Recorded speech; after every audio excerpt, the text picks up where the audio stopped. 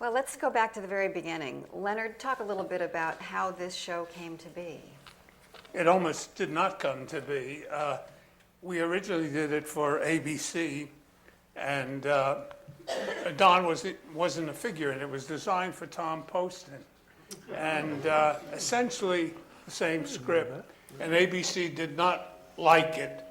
And Dan Melnick and Dick Dorso, who were representing Talent Associates, company in which I was a partner, and David Susskind, said, let us do a rewrite.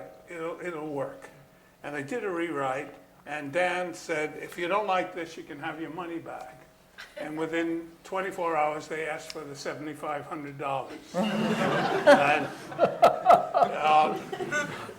And now we had a show at the end of the pilot season, and only one potential customer, NBC, who had Don Adams under contract. Everyone was fearfully concerned that if we didn't do this, we'd have to close down the company if we couldn't sell this. And Dick Dorso was the most apprehensive. And he would call me every day. A meeting had been set up in California to meet with Grant Tinker if Grant Tinker liked the script. And Dick would call me every day and say, you've got to change it. No, I said, well, I will change some of the things because I know Don is much more verbal than Tom, and I can do that. But it's such a solid script now. He said, no, you got to do more than that. And over the 2 weeks, he pursued me tenaciously, and I put the door sequence in and some other things. And finally, the meeting at the Beverly Hills Hotel. And I did not know Dick Dorso, and I had never met Grant Tinker. And the three of us were sitting, Dick was to my left, about 6 feet away, and we were both facing Grant in Dick's hotel room. And we went through a lot of amenities, and finally Grant said, why don't we get down to Get Smart? He said, I read it last night again, and I read it this morning, and I love it. And Dick said, don't worry, Leonard can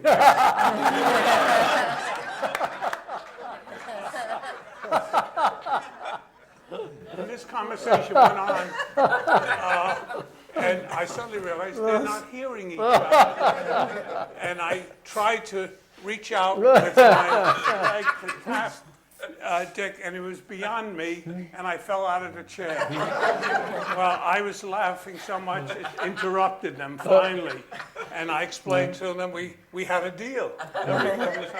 And so historically, that is the show.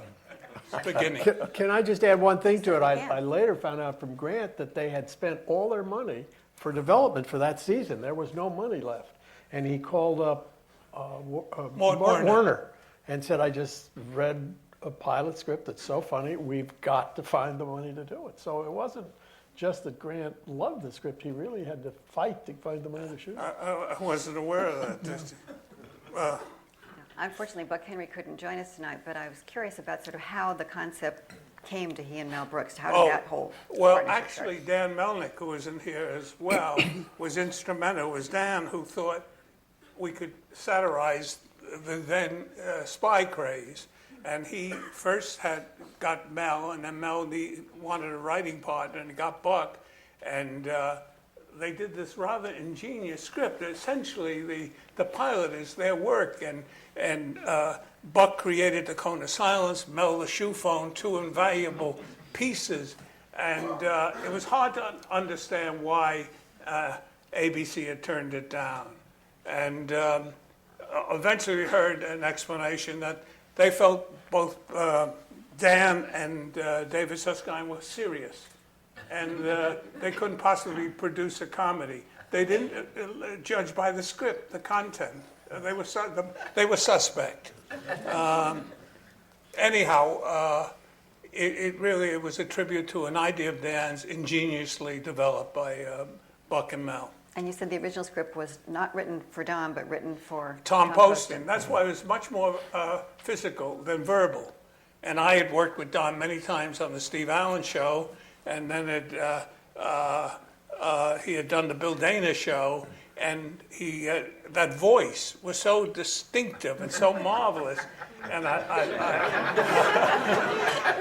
loved it. And I just got to interrupt you for a minute, Leonard, because when I was doing the Bill Dana show, Bill was in California doing the show, and he called me in New York, and he said, I want you to come out and play the house detective on my show. We'll give you 7 shows. So I flew out, and the show was produced by Danny Thomas and Sheldon Leonard, who were very big wheels in the 60s. They had 4 or 5 hit shows on the air. So I came out and I did the first show, and after the first show, Sheldon Leonard and Danny Thomas called Bill over, and they said, where the hell did you get this guy? How many shows have you signed him to? What are you doing? And Bill said, what's wrong? I said, that voice. That's fingernails on a blackboard. And Bill said they laughed, and they said, oh, okay. And then when I was under contract to NBC, and they called me and said, we have a pilot here, we wonder if you'll be interested in it. And I said, well, it's the end of the pilot season, and Sheldon Leonard promised me he would write a pilot for me. And they said, well, don't you want to see the script? I said, no. They said, are you sure? I said, positive, absolutely don't want to see the script. I said, who wrote it?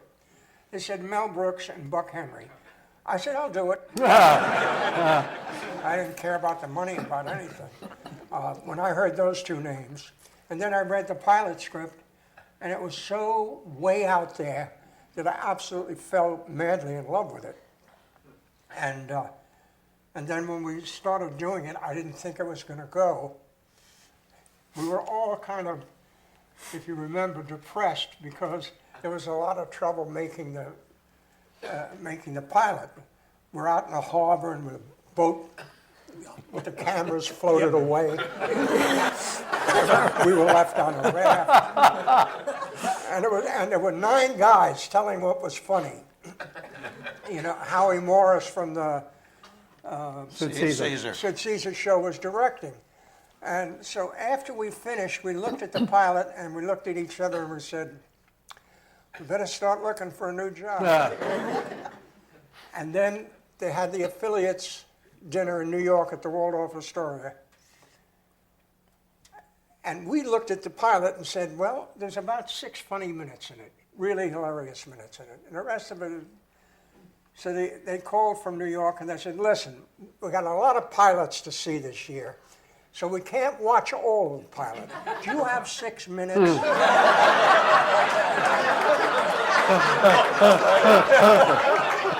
I said, do we have 6 minutes? Yep, we do. And we went to the pilot, showing the pilot to the affiliates and the Waldorf Astoria, and I was there, and the pilot got a standing ovation. So it shows what we know. Now that we've heard how you came to the show, I was going to see if we could ask Barbara and Bernie to talk a little bit about how they came to the show. I was sent excuse me, did you want to go No, first? please, please. Ladies first. Okay.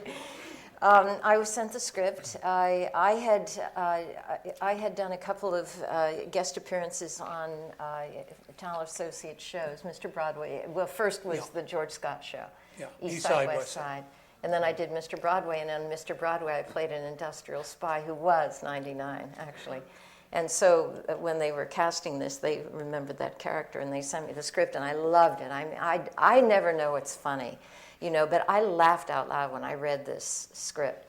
And so I said, yeah, I would love to do this. But then they said, you know, you have to sign for 5 years. And I thought I'd be ancient in 5 years. My God, my life will be over practically. So I said, I can't possibly do it. And then later they came back and said, would you do it for 2? And Would you believe 2? And so after I did it for 2 years, and then after that I wasn't about to give up, relinquish 99 to anybody else. And Tell them how we almost didn't have you doing oh it. my God. When they were casting for No, after the When casting. when they were casting for 99, we interviewed hundreds of girls, and we couldn't find anyone. And finally, one day, Buck Henry came to me and he said, listen, we have a screening of a girl in a show, and we want you to look at her because we think she's good. So I went into the screening room, and they showed me a scene with Barbara and that What was that show? Mr. Broadway. It was, what's his name? Mr. Broadway. Yeah, what was the name? It was The guy. Craig Stevens. Craig Stevens. Craig Stevens in Mr. Broadway. So I went in and they showed me the film, and they said, "What do you think?" I said, "Fantastic." I said, "Absolutely fantastic." I said, "She's so great." I said, "Do you think you can sign her?" And Buck Henry said, "We already did." And then I started to walk out of the screening room, and they said, "Don't you want to see some more?" I said, "No, I've seen enough, that's it." And I turned and I looked back at the screen, and Barbara, who was sitting behind a desk, stood up. And she was taller than Craig Stevens. And I said, "Wait a minute, how tall is she?" She goes, "Oh, 5'2", 5'3". I said, "Are you telling me that Craig Stevens is a dwarf?" I said, "I know Craig Stevens. The man is 6'2". They said, "Well, she'll walk on the side of her heels. And I did. And we'll give you an apple box." So if you ever watch the show, in a long shot, Barbara is taller. In a medium shot, I'm standing on an apple box. But it And you all put- worked out. You know, And you both sat on the desk. But Quite often. I was talking about after we did the pilot and we were starting to shoot, and what Yeah. happened, Barbara? I was under contract to Revlon to do commercials for them, and at one point in my contract with them, about a year before, I had done a commercial for a deodorant that just ran for 6 weeks. It was just a special promotion, and that was all. I mean, for Revlon, I did Top Brass hairdressing, which was a hairdressing for men, and that's basically the only thing I did for them.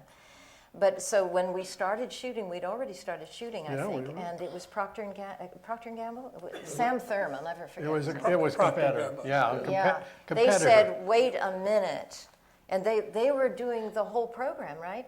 And Right. they said, "Wait a minute, we make a deodorant soap," and she once did a deodorant stick or roll-on. People are going to remember that she did that a year ago or whatever, and associate it with our deodorant soap and think that it's contrary to our soap. Therefore, she has to go. Really, Yeah. and they had the power to get rid of me. We had to start seeing other ladies. And we tried everything. Revlon sent over to them a whole schedule of what I was going to do for the next year. There was no deodorant in it. They sent a letter. Sandy Buxbaum, who was the head of, I don't know, one of the vice presidents of Revlon, sent a letter and saying, "We will sign that we will never use Barbara for a deodorant." Nothing.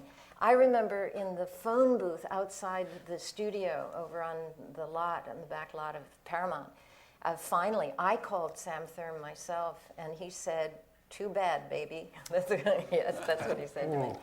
And I still don't know why. They had come Didn't down you go to back the and see him? I didn't thought know that's- later he got his picture taken with me. and I everything. thought that's what turned it around. You went No, back we and found a defect in their product. It didn't work. I don't know what did turn it around. Honest to God. I don't know, I'm His hearing this for the roommate- first time. No, I I thank you remember. for I keeping it thought from you. me. I thought you went back and saw him and talked to him, or maybe it was that phone conversation. Maybe it he was. gave permission. Maybe that's what did it. I don't know. But I it remember was- we were not happily, because we sure didn't want to. We had to see other ladies, and we were already into like the third show, and we knew we couldn't replace you. And NBC nobody was was any insisting good. on it too. Pardon me? NBC was insisting Yeah. that you get rid of me Yeah. too. And then Procter & Gamble relented for some reason. I still don't know why. Well, when he said something about baby, and you said, "I'll be there in a Yeah, that's couple probably hours." it. So what did you have in mind? How do all of you account for the enormous popularity of this show? I mean, we had such a wonderfully easy time to sell tickets to this evening. They were gone instantly. Well, It's for a one great thing, it tribute was to you. funny. And It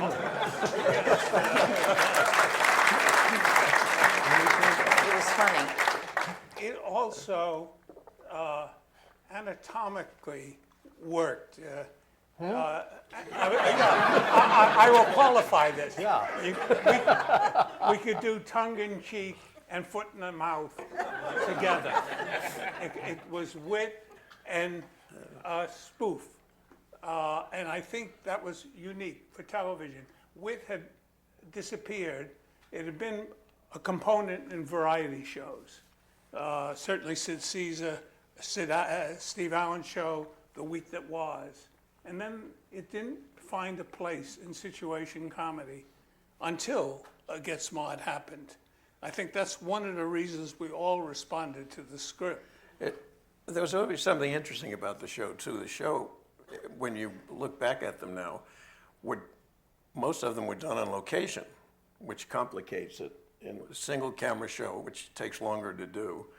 And we were in Griffith Park a lot. We were all over the place, except for the desert show with Don when we gave him the sand. Go ahead. But it had a different look. The show had a different look than other situation comedies because most of those shows were enclosed, and you got a little claustrophobic after a while. And this was always opened up, you know. And I feel there are two things. Number one, I mean, we had just wonderful writers, but Leonard would come up with these really, really funny, hysterical props and how to make them. The other thing was Don's catchphrases. I mean, I remember going to a baseball game when the show had been on the air about 3 weeks, and the baseball, and the guy in the stadium is announcing who the next batter is, and he makes some name up, and there's a silence, and he said, "Would you believe it's?" And the kids really picked up on those catchphrases and the funniness of the show, and I think the parents started watching it from the kids. Very true. If you think of Would You Believe, it's a marvelous structure. Of course, it starts out as a bluff, and then he plea bargains the bluff. And missed it by that much. Yes. You could always find a way. And They were when great. Don, we mentioned before the unique delivery, the first note I received from the network about the show said, "Please change Don Adams' strident delivery."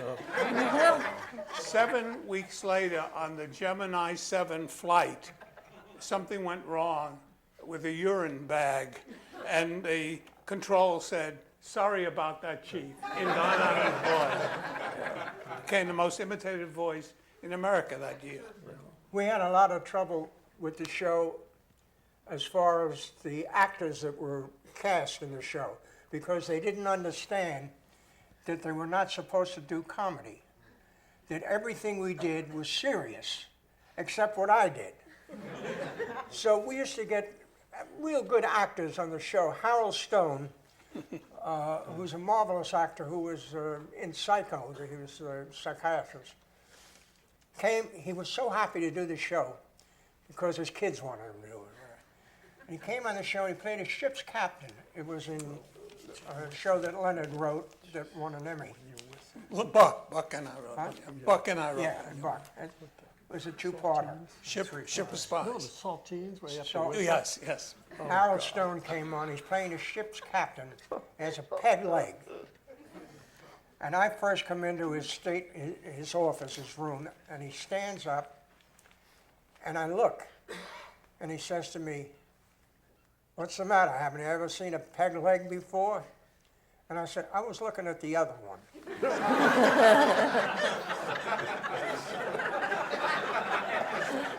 So now, these are the lines that he has to say. I said, "How did that happen?" He says, "Have you ever heard of the great white whale?" I said, "That was done by the great white whale?" He said, "No, this was done by a small blue convertible." I said, "The great white whale was driving a small blue convertible?" Now, we do the scene, and Harold Stone is doing it like Henny Youngman or Milton Berle. Great white whale? Harold, you're not supposed to be funny. Everybody had to play it absolutely straight for the comedy to work, right? Absolutely. What I remember of that show too, 'cause Leonard wrote it, and I think it was one of the funniest moments when a spy comes into the cafe. Don's waiting in the cafe, and he's supposed to whistle to tell the chief or something. And he's sitting there, he's eating saltine crackers, and the guy walks in and he tries to whistle. And I don't know if any of you have ever tried to whistle with saltine crackers in your mouth. It doesn't work, and it was sorry. It was funny. Was that Buck's favorite line in The Ship of Spies? The captain is named Go ahead. You're right. Buck set this up. The captain's name was Grauman, right? Grauman. Yes, Captain and Grauman. he had an Asian who was his assistant. And ultimately, Buck worked the script around to where he said, "Are you Grauman's Chinese?"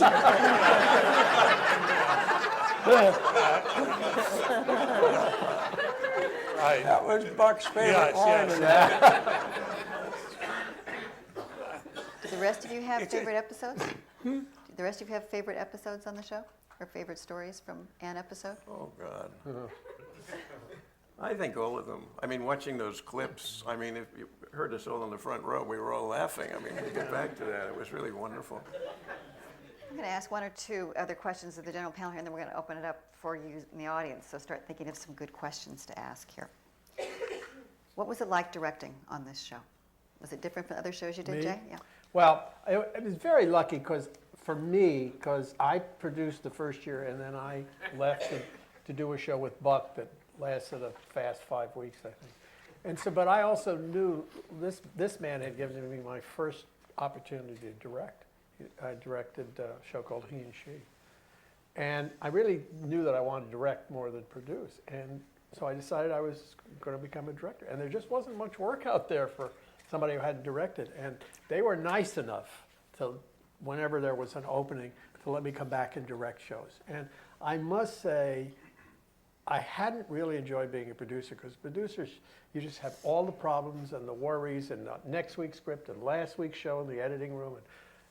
But directing, you concentrate on what you're doing on the set, and it was so much fun to go back, and I just loved the experience. Plus, it was the only jobs I had for about a year. I remember a fond memory. Dick Donner, who is now a very well-established and inordinately gifted director, did, I think, our 7th episode, and it was the first time he was ever doing a comedy. So he was meticulous in everything he shot. And if you remember, it was a Western, the Indians for Washington 3. And first time we introduced the huge 300-foot arrow, the second largest arrow ever seen. And Dick, each day, the dailies ran several hours. He didn't want to miss anything, and he wanted to protect themselves. And finally, first time, dailies became weeklies. We were there an eternity, and to this day, whenever I see Dick, he says, "Have you forgiven me?" But Dick Donner. Donner, Yeah. yes.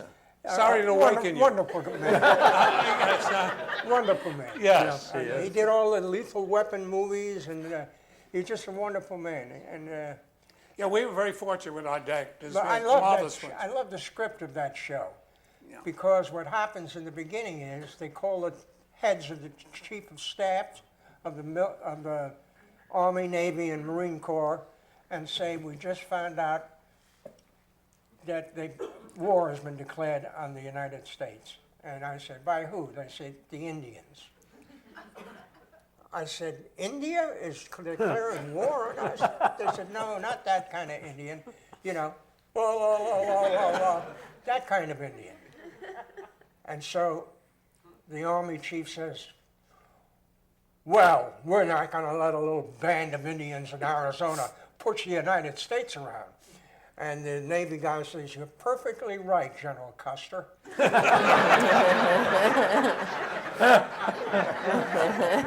Your attention is remarkable. They had hijacked the Greyhound bus, is what I remember. Oh, God, I don't remember that. They'd taken and hijacked it. Leonard, you mentioned you got some initial network notes on Don's Voice. How was the network in general with you? Did they give you lots of notes? And what was the They nature? were very, very responsive to the show. We got very few memos. We got a strange one that said, "Be sure to not portray in a grotesque or morbid manner the dead midget lying under the leaking toilet."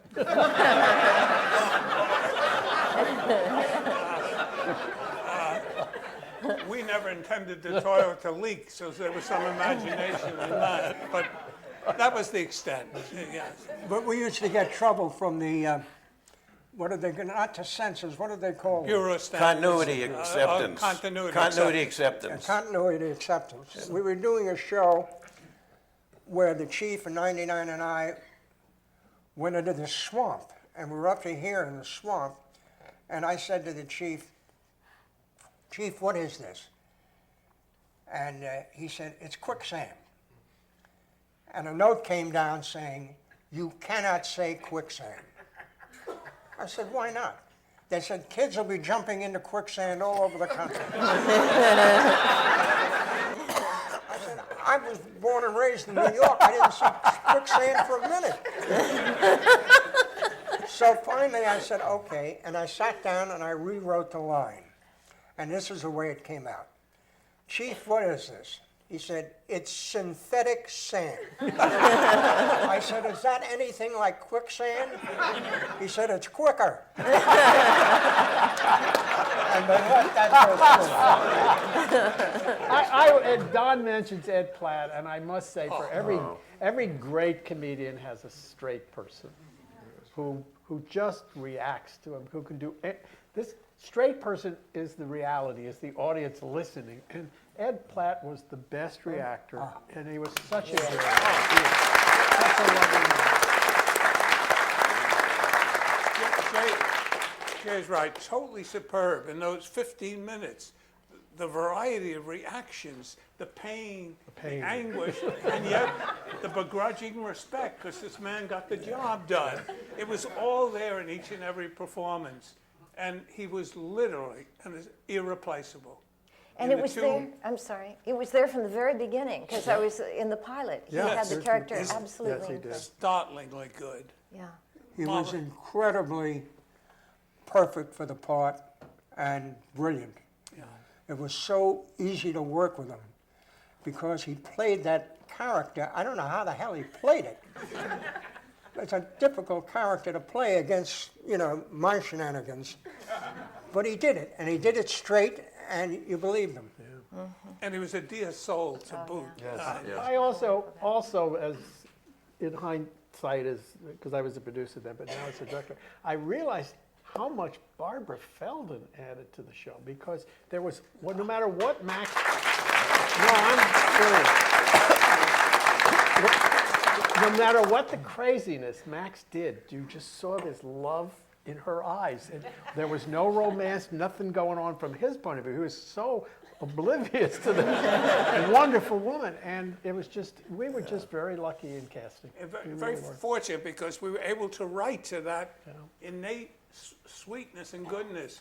And she was inordinately protective of Max. I remember a sequence where they're hiding, and she says, "There's too much light," and Max takes out his gun and shoots one of the lights, and Barbara then says, "There's still another light." He says, "I'm out of bullets," and she says, "Why don't you try the switch?"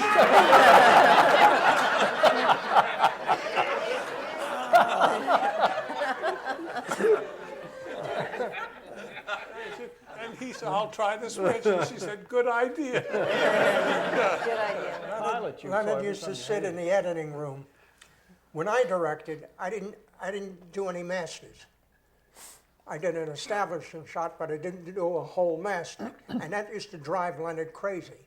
He'd sit in the editing room, and there was no master, and he'd take his arm and smash it into the wall. So where's my Cutaway. Long shot? yeah, Yeah. because he wanted to be able to piece together every single part, and I didn't give him the chance to. I didn't shoot it. I had to save time. So That's how he made up the 2 days. well, what happened was there was a guy, Bellamy. Earl Bellamy, he was an old-time movie director. And we were doing a show where I walk across the bridge and there's a guy ready to commit suicide and jump off the bridge. And I turn around and I start to talk to him to try to talk him out of jumping off the bridge. And it's about a 9-page scene. And at the end of it, I said, well, if you want to jump, go ahead and jump. The guy jumps. So now I look and the camera's a mile away, and I said, Earl, what kind of a shot is this? Because I walked across and turned around and said, what are you doing? And Earl said, cut. And I said, what did we do wrong, Earl?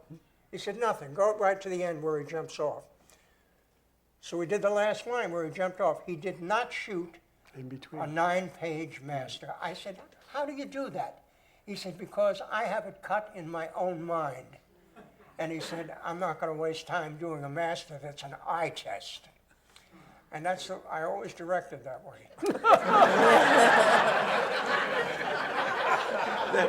In the projection room where we run the dailies, Leonard, as Don said, Leonard would pound the wall. He would do it constantly when a shot, and he wouldn't say anything to anybody. You just hear this bang, and eventually the wall had a hole in it. You know? And the thing, and at the same time, he had a habit of, I hope you don't do it anymore, we had those styrofoam cups, and he would chew, after he drank his drink, he would chew the edge. And the angrier he got, the smaller the cup got. Like this bang the wall. The banging was, I was unaware of that. Yeah, they say, did Leonard like the dailies? No. How many times did you hit Didn't the want to wall? Only comment. 3, I yeah, I thought liked it. Everybody's going back to work. The dailies were midday, so I don't want to say anything negative, and I shouldn't do it. And I wasn't aware until one day Arnie Sultan sat to my right and took what was normally the seat I occupied. wall. And somebody said to him before I came in, I learned, that's Leonard's seat. He says, there are no reserve seats here. So something went wrong, and I went like that. And I caught Arnie. He said, take your seat. And that was the first time I was aware that everybody was aware of my banging the wall. I want to give our audience a chance to ask some questions before we go too farther along. Yeah, hi. Question for Don. It seemed like the Glick voice you did, it kind of got more subtle and it was softened over the years. You know, your voice. The actual. What about my voice? Over the years, the show was on it kind of softened and got more subtle. Was there a reason for that? Did he say, did I soften my voice? Yes, he did. It got more subtle. I never used that voice in a show completely. I only used it on certain particular parts. But everybody thought that I was doing the same thing. I mean, I could talk like this, you know, Chief, let's go capture them, or I could say, Chief, it's time to go and capture. So I would mix it up. I would do it soft, and then I would do it sharp in that voice to get across certain punchlines. Because I thought it annoyed me. My voice always annoyed me. I couldn't stand to listen to myself. The memo was right. Well, I was the assistant director of the Bill Dana show where Don did that, and no matter what Sheldon and Danny said, the audiences just would fall down laughing at Don. Not Bill necessarily, Don. But one of the reasons the voice was louder is because you do it in front of an audience and you tend to speak louder. Hi, Bruce. How are you? Hey. And in a one-camera show. Is that Bruce Bilson? Bruce Bilson. Oh my God, Bruce. Hi. I was wondering if you were here tonight. And Bruce Bilson, who directed a lot of our lot of shows them. and won an Emmy for one show. Glad to see you, Bruce. Very few shows in those days, or practically none, were shot with one camera, a film camera, with location, costumes. All of the comedy shows were done on one set, the kitchen and the living room, and a live audience. Get Smart was done like a movie.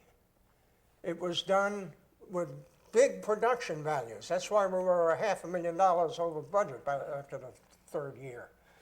But it was done like a movie. No other comedy show ever did that. They always did it with tape, right? Mm-hmm.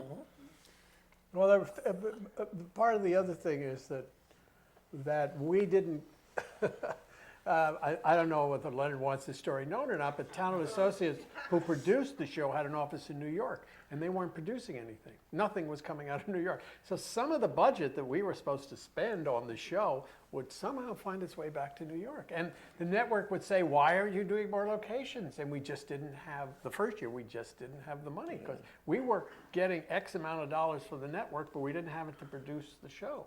So we would have to put all these locations for 4 shows together. I'm glad I came tonight. I'm learning an awful lot.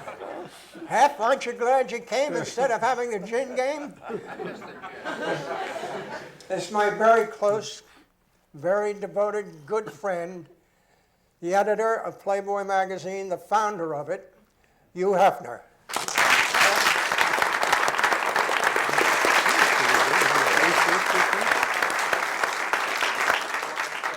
You want to tell the people about the origin of the voice and also the origin of some of the gag lines that became such classics? The origin of the voice. And the gag lines.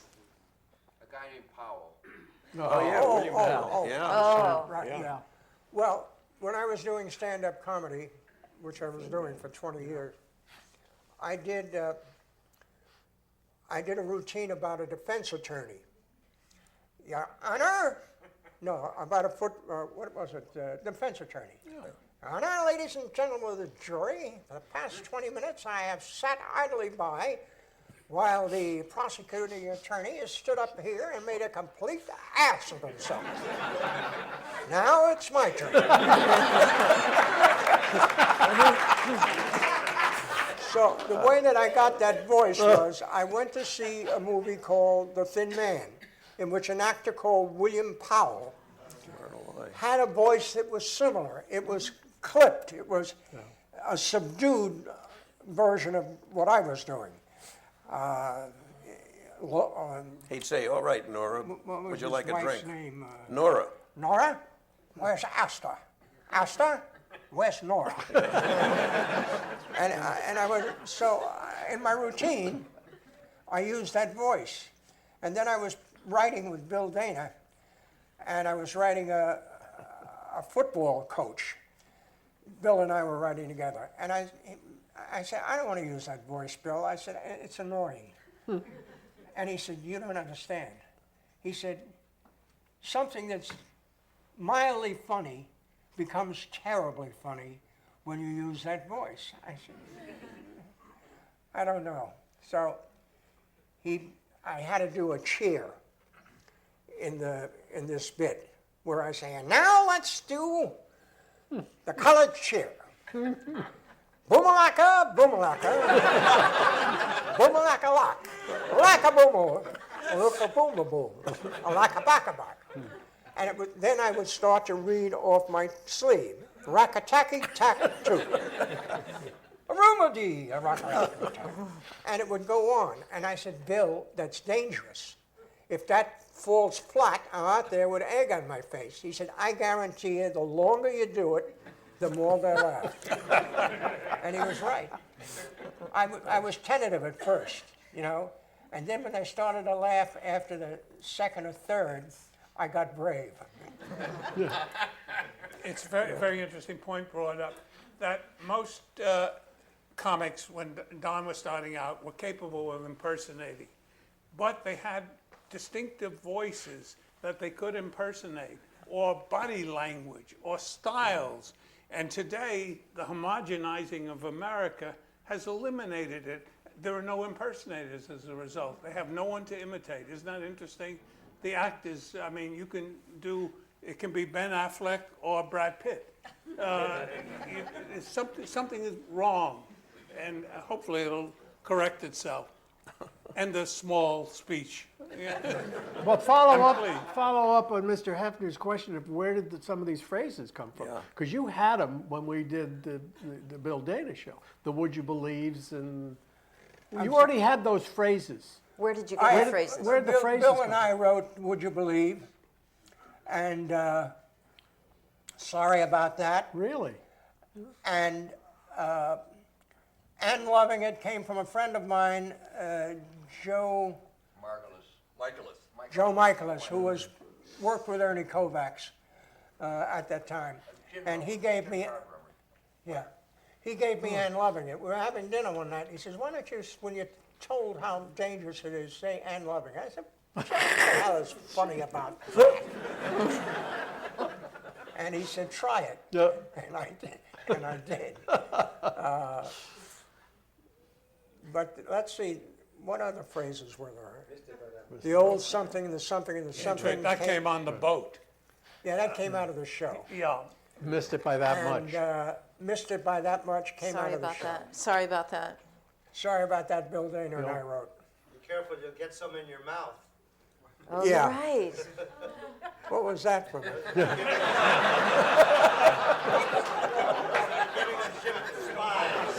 the bar. Oh, yeah. Well, I stole that from a movie. That line was a movie called Veracruz with Gary Cooper and Burt Lancaster. And they're drinking, and the guy that's playing the bad guy, I forget what his name is eating some chicken and slobbering all over, and the drink is all over his face, and I said to him, careful, some of that's getting in your mouth. And I put that in the I asked show. you not to tell me that. Where that one? I asked you not to tell me that. Where that? Oh, yeah. I asked you not to tell me that. Yeah, I asked you not to Buck tell Henry. me that. Buck Henry? Buck? Came from the show, yeah. Buck Henry. And Buck Henry, I'm all yours. Do you have any favorite props that you use on the show? And did you keep any of them? You know, we did 138 or 139 shows, and I don't have one. You don't have the shoe? I don't have one Get Smart. No. You don't have a single film? No, the I prop. had all 138 of them, and I gave them to my daughter, and now I can't get them back. And she took my 3 Emmys, and I can't get them back. I said, I have other children. You know, they might want those Emmys. She said, tough luck. Your question way in the back. Yeah. Barbara, I have a comment for you and then a question. I just want to say that for me, in the history of TV, you set the standard for sexy, classy, and funny. Set the standard for classy, for sexy, classy. The question's a simple one. Any titles rejected before you came up with Get Smart? No, the Get Smart was on the script, but we weren't sure it was a good choice because it sounded like, if you didn't know anything about it, a quiz show. Yeah. And we were very concerned. And then, of course, once the show started, it was the right title. Because I remember talking about it, and the argument for it, they say, would you have picked Oklahoma as the title for Oklahoma? And he says,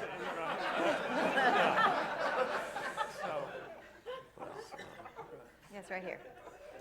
When you did the first Get Smart reunion, you did it as a feature film rather than a television movie. And I'm wondering how the origin of Nude Bomb came about as a feature rather than TV.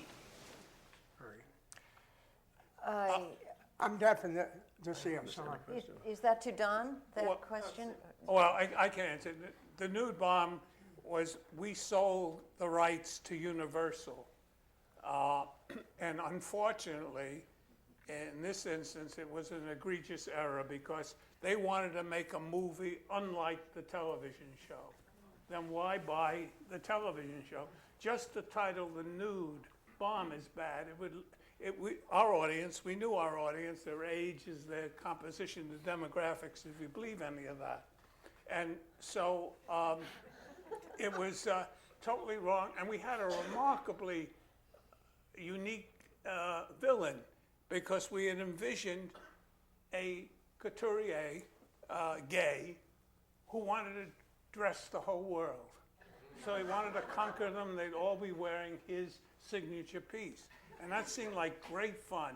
Well, unfortunately, it was out of our hands.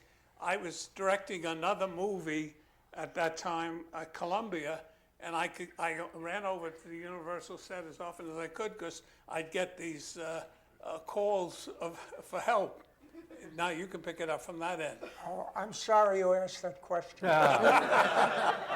Because if you look in the dictionary under disasters, right next to the Titanic, you'll find the Nude Bomb. We had an English director who was a dramatic director, came over to my house. I showed him a tape of Get Smart where I said, would you believe 7 ships or whatever it was? And he said, I say, is that funny? And I got a pain. I said, my career is going into the toilet. Is that funny? I said, well, I don't know. Terrible. Please, nobody else ask that question. Right in the back. Another one of my favorite characters was the old chief. I can't remember. William his name. Shallow. Oh, William Shallow. William Shallow. Admiral. He was so The good. Admiral. The Admiral. Oh, Shallot. The Admiral. Yeah. The Admiral. He used to say things like, give me a little push. Give me a little push, you'd fall over. He said, the country is in bad shape. It may be the end of civilization as we know it. And I was saying, what are you going to do? He said, go on the air and tell everybody that everything is all right. Whoa. When can we expect to see all 139 episodes on DVD? The Get Smarts are now owned by Warner Brothers. It's interesting in how many hands they've been, but Get Smart belongs to Warner's, and I imagine they, if you want to do acquire the rights to do a sequel, and I think they're talking about it now, making another movie. They have to be, you have to deal with Warner Brothers, and I think that when they see it's advantageous to convert it into DVD, they'll do it. If they did a Get Smart movie, I would like Eric to be Maxwell Smart. Eric from Will and Grace. I think you would be perfect with me. I've waited my whole life to hear you say that. Would you believe 3 weeks? I actually wanted to ask a question. The show existed in a time period where style changed so much, and when it began, it was so in its look, it was so Cold War, with Siegfried and the thin ties, and then by the end of it, you were Mike Brady. Was that something that you naturally did, or was it pressure from the network to stay current in your look? I mean, Barbara became so colorful, and your jackets with the wide lapel. Did you fight that, or did you actually go with the show? No, we had designers working with the show continuously, and we just kept current. I don't think consciously, but it was just that we'd be of the period and the time. And those were the clothes that were out there Yeah. then, in terms of the high fashion that was out there. Well, also, once you got married, the whole character changed, She was... Once Barbara's character got married, the two of you got married, I think the character went a different way. Bobby's character was so perfect for me. I cannot tell you. I just cannot tell you. Those 5 years were the happiest years of mine. I couldn't wait to get to the set in the morning. I didn't care if we worked till 11 or 12 at night. But it was just so much fun to do. And the reason that it was a lot of fun to do, because my sense of humor, it tends toward a little black comedy. And I never thought they would allow us to do what we did on television in the 60s. I thought they would clamp down on us, but we had a staff of writers who were loose cannons. They would write anything. And that's because it was satire. People said, well, it was, what is the opposite of satire?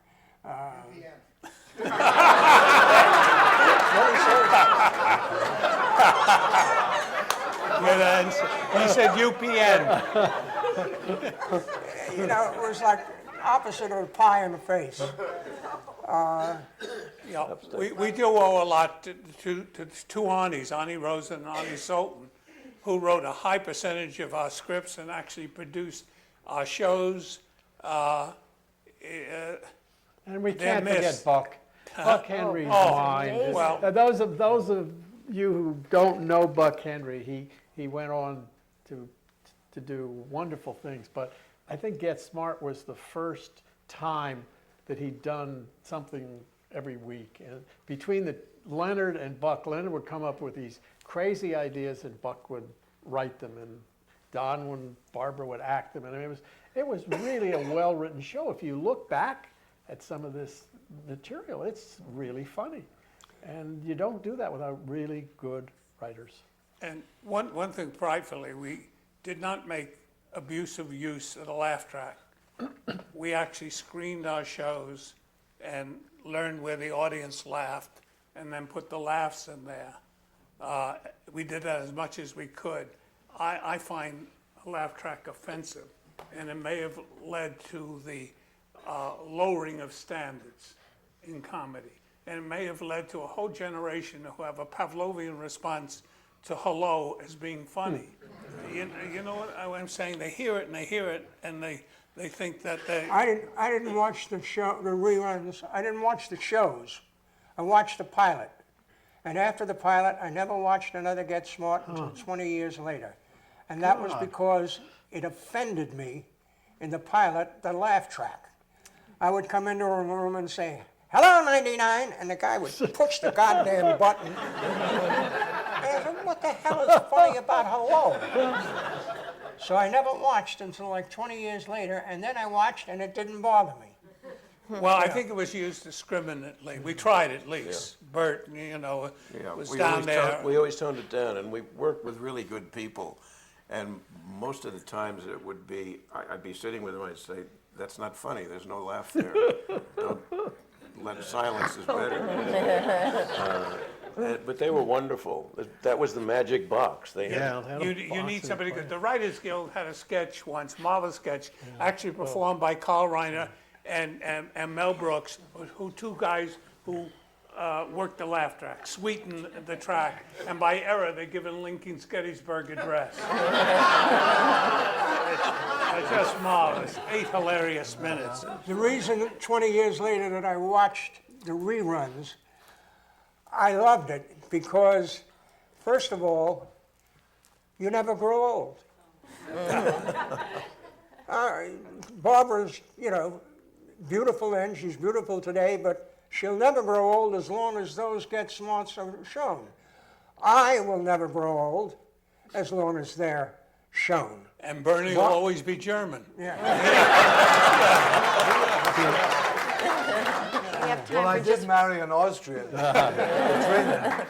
We only unfortunately have time for one more question, so this lady right in front. Given your enormous talent for comedy, this is for Don, Barbara, and Bernie, would any of you consider doing dramatic roles now if offered? I would. Well, I've done them through the years, and I just finished doing a play actually in New York. For television or movie? I have tried to get acting parts, dramatic parts, for 30 years, and they look at me and say, "Come on. Yeah. You're not going to go, 'Hello, Phyllis, I'm here at Wuthering Heights.'" You know something, the thing about doing a comedy show as opposed to doing a dramatic show, because I did a lot of episodes on dramas after Get Smart, is that it's not fun. You go onto the set of a comedy and it's fun. There's a lightheartedness to it, and when you begin doing the material, you laugh a lot, and the immune system just loves that. And your spirit just blossoms that way. When I noticed, because when you studied acting and then you do a series that's a comedy series, and so you think, well, nobody realizes that I can do all this heavy drama stuff. And then I got an opportunity on a number of occasions to do it, and I did it, but to cry all day is not a good way to spend your day. As far as dramatic stuff, through Talent Associates, I got to play the boss's son in the Lee J. Cobb CBS revival of Death of a Salesman, and Leonard again, Leonard Stern, the savior. Gifted soul. No. Well, you did Love Boat too, Bernie.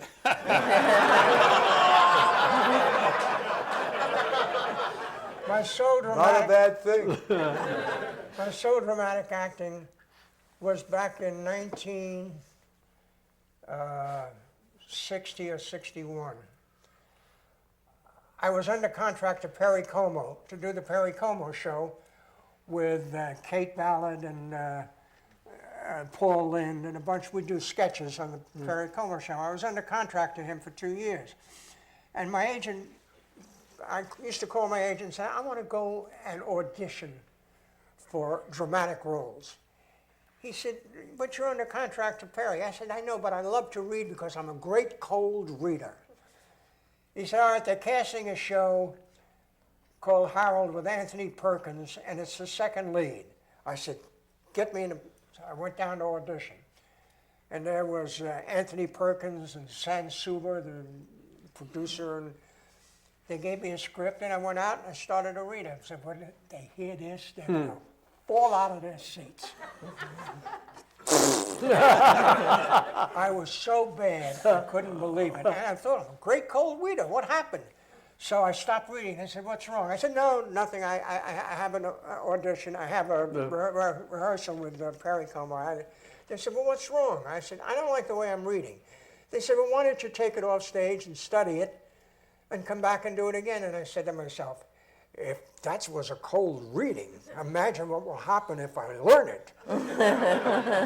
So they said, can you come back tomorrow? And I wanted to get out of there. And I said, what time? They said, 11 o'clock. Now, I knew I had rehearsal and a golf appointment. So I said, right, sure.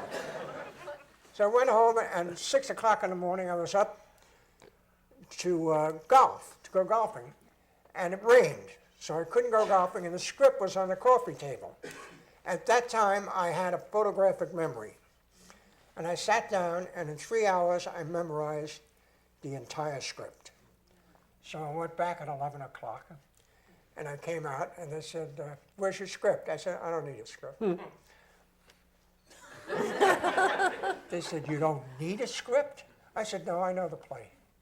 They said, well, page 28, do it with the AD. And I came out blasting away, acting up a storm, bouncing off the wall, reverberating all over the place. And they said, that's amazing. You know the whole script? I said, yeah. They said, you're hired. I said, well, I can't do it. They said, what, is this some kind of joke? I said, no, I'm under contract to Perry Como. And they said, well, why did you come down here? I said, I like to read. So they said, well, see if Perry will let you out of your contract to do this show. And I said, I'll ask him. I went to Perry. I said, I have a chance to do a dramatic show with Anthony Perkins. And he said, okay, how long will you be? I said, we'll be out 4 or 5 weeks on the road, and then we open on Broadway. He said, all right, when you come back, you'll come back with me. So now I'm hired to do this part, which is an enormous part. And at Reading, they had all the professional stage actors. I mean, these were dramatic, wonderful stage actors. And I'm a stand-up comic. So now we're at rehearsal, and I'm blasting away. And here, bang, and boom. And they're mumbling. And I'm saying to myself, these are professional Broadway stage actors? Jesus. I went home, but my wife Dorothy said, how did it go? I said, let me put it to you this way. There's Sir Laurence Olivier, and there's Sir whatever it is, and then there's me. I said, I probably am one of the great actors in the history of the Broadway theater. 2 weeks later, I'm and they're coming out of their roles. And the roles are taking place, and they've reached inside, and they've become the characters they become. And I said, shit. I'm in big trouble. I went home, my wife Dorothy said, how did it go? I said, there's Alan Ladd, George Graft, and me. So the director was Larry Blyden, who made me do an impersonation of him. And I said, that's overacting. He said, there's no such thing as overacting. I said, okay.